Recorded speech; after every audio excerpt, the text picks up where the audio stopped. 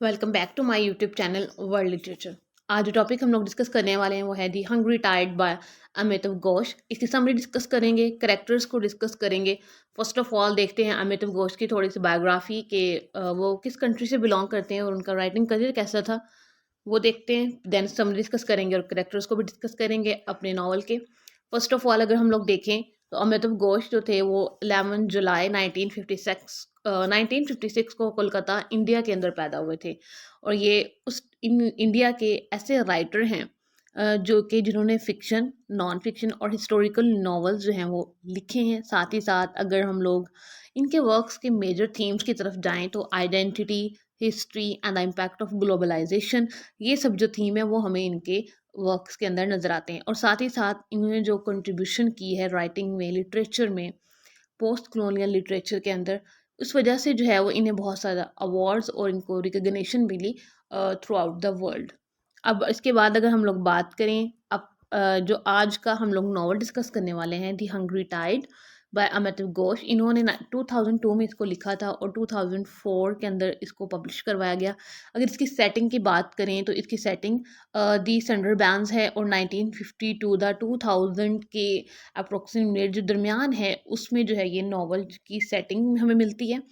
और साथ ही साथ अगर हम लोग इसका जॉनरा देखें तो इन्वायरमेंटल फिक्शन है कि इन्वायरमेंट और ह्यूमन का आपस में क्या रिलेशनशिप है वो इसमें बताया गया है। और साथ ही साथ ये एक पोस्ट कॉलोनियल लिटरेचर है। पोस्ट कॉलोनियल लिटरेचर वो होता है जो आफ्टर कॉलोनियलिज्म जो पीरियड स्टार्ट होता है, जब किसी कॉलोनियल कंट्री को जो है वो फ्रीडम मिलती है, उसको इंडिपेंडेंस मिलती है फ्रॉम कॉलोनियल रूल, तो उसको जो है वो फिर पोस्ट कॉलोनियल लिटरेचर कहा जाता है उस टाइम पीरियड में जो लिखा जाता है। तो उस हवाले से अमिताव घोष का जो ये नॉवल है द हंग्री टाइड, ये एक पोस्ट कॉलोनियल नॉवल है। इसके अंदर रिलेशनशिप दिखाया गया है ह्यूमन और इन्वायरमेंट का। साथ ही साथ हम लोग पोस्ट कॉलोनियल जो एलिमेंट्स हैं वो भी इसमें एक्सप्लोर करेंगे। तो अपन चलते हैं अपने नॉवल की तरफ। फर्स्ट ऑफ ऑल इसके हम लोग करेक्टर्स की बात करते हैं। करेक्टर्स इसमें बहुत ज़्यादा करेक्टर्स नहीं हैं, लेकिन कुछ इंपॉर्टेंट करेक्टर्स हैं। सबसे पहले जो करेक्टर हमारे पास आएगा, कनाई दत्त। कनाई दत्त जो है वो एक ट्रांसलेटर है यहाँ पे, जो कि ट्रांसलेटर इस लिहाज से हैं, बिजनेसमैन भी हैं लेकिन ट्रांसलेटर, इनको बहुत सारी लैंग्वेजेस आती हैं और ये मेन करेक्टर हैं इसके अंदर। इसके इनका रिलेशन है बाकी सभी करेक्टर से। अब उसके बाद जो करेक्टर हमारे पास आ जाता है वो है पिया का। पिया रॉय जो है वो यहाँ पे एक बायोलॉजिस्ट है जो कि मैमल्स के ऊपर उनके ऊपर इन्वेस्टिगेशन करती है, साथ ही साथ रिसर्च करती है। उसके बाद अगर हम लोग करेक्टर थर्ड पर देखें तो हमारे पास करेक्टर आता है इसमें नीलमा बॉस का। नीलमा बॉस जो है वो कनाई की आंट है और निर्मल बॉस जो है वो कनाई के अंकल है। यहाँ तक क्लियर। अब जो निर्मल बॉस हैं वो एक मार्क्सिस्ट इंटेलेक्चुअल हैं और नीलमा बॉस वो भी इन्हीं के साथ काम करती हैं। और ये जो सब लोग हैं वो एक आइलैंड पे रहते हैं। उसके बाद फ़ोकिर एक करेक्टर है जो कि है फिशरमैन। अब फ़ोकिर है कौन? कनाई की एक फ्रेंड थी चाइल्डहुड, कुसुम, जिसकी डेथ हो चुकी है, उसका सन होता है फ़ोकिर। फ़ोकिर जो है वो शादी कर लेता है मोयना से और वो उस गर्ल का नाम होता है, वो एक ट्रेनी नर्स होती है मोयना। और इनका एक बेटा होता है ट्यूटल जिसका फ़ोकिर और मोयना का। ये इसके मेजर कैरेक्टर्स हैं और एक मैजडा है जो कि फिशरमैन है, वो भी इसके अंदर। सो इसके अंदर टोटल जो कैरेक्टर निर्मल बॉस का है, नीलिमा बॉस का है, हॉरन है, वो भी ये निर्मल का फ्रेंड है, कनाई दत्त है, कुसुम है, पिया है, फ़ोकिर है, मोयना है, ट्यूटल है और साथ ही साथ मैजडा है। ये जो है वो इसके मेजर कैरेक्टर्स में आ जाते हैं। उसके बाद अगर हम लोग बात करें कैरेक्टर्स की, जो है वो मैंने थोड़ी थोड़ी डिटेल भी यहाँ पे मेंशन की है तो आपको नोट्स के हवाले से काफ़ी फ़ायदा देगी। सो ये इसके कैरेक्टर्स आ गए। अब हम बात करते हैं इसकी समरी की। अब समरी कुछ यूँ है कि जो कनाई दत्त होता है, अब वो न्यू दिल्ली से है जो है वो यहाँ से जा रहा है कहाँ पे, ये आइलैंड पे जा रहा है जहाँ पे इसके अंकल निर्मल और इनकी इसकी आंट जो है वो नीलमा जो है वो रहती हैं। अब ये उनको वहाँ पे विज़िट करने के लिए लूसी बड़ी आइलैंड है वहाँ जा रहा है। ठीक है। अब इसकी जो ट्रेन के अंदर मुलाकात किससे होती है? पिया से। अब जो पिया है वो जा रही है एज अ बायोलॉजिस्ट, जो है वो डॉल्फिन्स की इन्वेस्टिगेशन के लिए यहाँ से जा रही है। पिया और कनाई की जो है वो रेलवे स्टेशन पे ट्रेन के अंदर मुलाकात होती है। कनाई इसको इनवाइट करता है कि तुम लूसीबरी आना और वहाँ पे विज़िट करना। देन जो पिया है वो चली जाती है अपने एक जहाँ पे इसने जाना होता है आइलैंड, वहाँ पे इसने डॉल्फिन्स की जो है वो करनी होती है रिसर्च। अब यहाँ पे बात होती है फिर कुसुम की। कुसुम जो है वो 1970 में लास्ट टाइम जब इनकी मुलाकात हुई थी कनाए और कुसुम की, ये बेस्ट फ्रेंड्स थे उस टाइम के चाइल्डहुड में 1970 में। और उसके बाद कुसुम की जो है वो डेथ हो गई थी। कुसुम की डेथ इस तरह से हुई थी, कुसुम को जो है वो नीलिमा ने पाला था। नीलिमा जो कि है कनाए की आंट, कुसुम की फादर की डेथ के बाद, और उसकी मदर को जो है वो सेक्सुअल स्लेवरी में जो है वो सोल्ड कर दिया गया था। उस वजह से फिर जो कनाए है और कुसुम है ये काफ़ी क्लोज आ गए थे नीलिमा के घर पे। मीन्स कि एक दूसरे के साथ काफ़ी इनकी फ्रेंडशिप थी।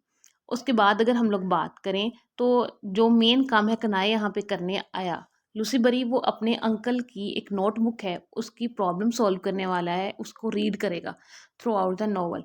तो अब इसमें जब वो उसको रीड करता है तो उसको पता चलता है कि कनाए को जो है वो उसने एड्रेस किया है, उसके अंकल ने मीके लेटर उसके लिए लिखा है। तो जब इसकी आंट को नीलिमा को ये बात पता चलती है तो वो काफ़ी डिप्रेस होती हैं कि उसके हस्बैंड ने उसके लिए कुछ नहीं लिखा है। उसके बाद अगर हम लोग बात करें, ये जो हैं फिर एक बोट हायर करते हैं, फ़ोकिर और पिया और कनाए जो हैं ये सब लोग डॉल्फिन की सर्च पे जाते हैं। नीलिमा इनको मना करती है कि यहाँ पे इन्वायरमेंट ऐसा है कि इनके फॉरेस्ट के अंदर टाइगर जो है वो किसी भी टाइम पे जो है वो हमला कर देते हैं, तो इसलिए बहुत अनहैप्पी इन्वायरमेंट है एनिमल्स के हवाले से। सो उस टाइम पे जो है वो एनिमल्स को जो है वो विदाउट एनी रीज़न जो है वो बहुत ज़्यादा उनका जो है वो शिकार किया जाता था, उनको मारा भी जाता था। उसके बाद बात की जाए तो ये जब जाते हैं वहाँ पे कनाए और ये सब लोग, फिर इनको रास्ते में क्लोन मिलता है। इनके ऑब्वियसली रिवर से जा रहे हैं तो क्लोन आ गया। फिर जो कनाए इसकी वहाँ पे बुक गुम हो जाती है, जो नोटबुक इसके अंकल की होती है। और ये जो जर्नी होती है जस्ट इसमें थ्रू आउट यही बताया जाता है कि वो जो पिया है वो डॉल्फिन्स पे रिसर्च करती है और टाइगर्स यहाँ पे जो हैं इस टाइम पे लूसी बर्ड में अगर बात की जाए तो वो एनिमल्स पे ह्यूमन बीइंग्स पे बहुत ज़्यादा अटैक करते हैं।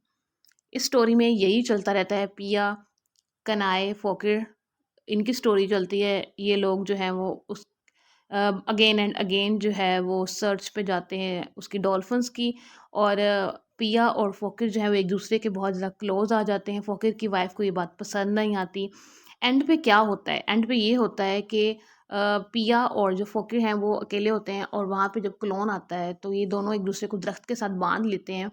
और जब वो बाँध लेते हैं तो कुछ भारी चीज़ जो है वो उस पे अटैक करती है, फ़कीर पे, और उसकी डेथ हो जाती है। और पिया वहाँ से एक बोट लेकर अपनी जान बचाकर जो है वो वापस जो है वो यहाँ आ जाती है लूसीबरी में। फिर वो लूसीबरी में जब आती है तो फ़ोकर की वाइफ़ के साथ टाइम स्पेंड करती है। उसे कहती है कि मैं अगेन 2 वीक्स के बाद आऊँगी। देन वो जो 2 वीक्स के बाद यहाँ आती है और फंड्स लेकर आती है कुछ, और नीलिमा की जो एक ट्रस्ट होती है उसमें जो है बाबाडोन जो ट्रस्ट है उसमें ये काम करना स्टार्ट कर देती है। सो ये ओवरऑल इसकी स्टोरी थी। अगर इसके थीम्स की तरफ हम लोग जाएँ, सो इसके थीम्स में हमें मिलेगा हंग्री टाइड के थीम्स में रिलेशनशिप मिलता है ह्यूमन और एनवायरनमेंट का। ऑब्वियसली ह्यूमन और एनवायरनमेंट कैसे कि वो डॉल्फिन्स पे रिसर्च करते हैं। एनवायरनमेंट वहाँ का ऐसा है कि स्केरी किस्म का है। ऑब्वियसली एनिमल्स बहुत ज़्यादा हैं उस इलाके में, तो एनिमल्स कोई भी किसी भी कभी भी अटैक कर सकते हैं। उसके बाद द इम्पैक्ट ऑफ क्लाइमेट है, चेंज ऑन वल्नरेबल सिस्टम है, इकोसिस्टम है। उसके बाद यहाँ पे हमें ट्रेडिशनल और मॉडर्न वेज ऑफ लाइफ मिलते हैं और power of story telling and personal histories ये भी मिलते हैं। और फर्दर अगर हम लोग देखें इसमें cultural heritage, identity, interconnectedness of individuals and communities, ये सब जो थीम्स हैं वो हमें इसमें नज़र आते हैं। अगर आपकी इसकी समरी डिटेल से पढ़ें तो बहुत ईजी इसकी समरी है।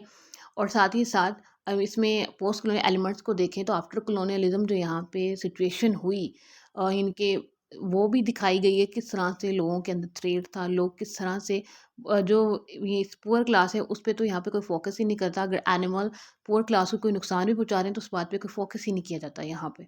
सो आई होप कि आपको आज के लेक्चर की समझ आ गई होगी। वीडियो को लाइक और शेयर और चैनल को सब्सक्राइब कर दीजिएगा। Thanks for watching my channel.